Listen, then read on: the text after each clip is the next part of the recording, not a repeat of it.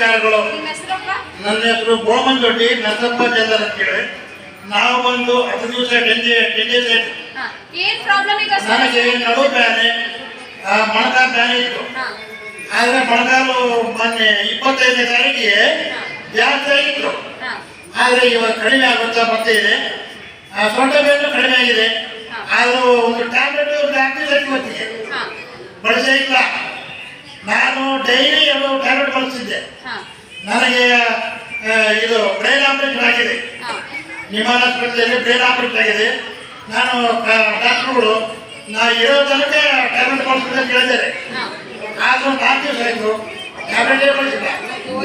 ನಾವು ಸಲಕೇರಿ ಬಂದು ಟ್ಯಾಬ್ಲೆಟೇ ಬಳಸಿಲ್ಲ. ಅದಕ್ಕೆ ಒಳ್ಳೆ ರಿಸಲ್ಟ್ ಸಿಕ್ಕಿದೆ ನನಗೆ. ಮೊದಲು 25ನೇ ತಾರೀಕಿಗೆ ಕಾಲು ಬೇರೆ ತೆಗಿತ್ತು ಮೊಣಕಾಲ ಮೇಲೆ. ನಾನು ಸಲಕೇರಿ ಬಂದು ಮೊಣಕಾಲ ಮೇಲೆ ಏನಪ್ಪ ಅಲ್ಲಿ ಹೋಗಿ ನಮ್ಗೆ ಕಾಲು ಬೇರೆ ಮಾಡ್ಕೊಂಡಿದ್ವಿ ಅಂತ ಬಂದಾಗಿತ್ತು.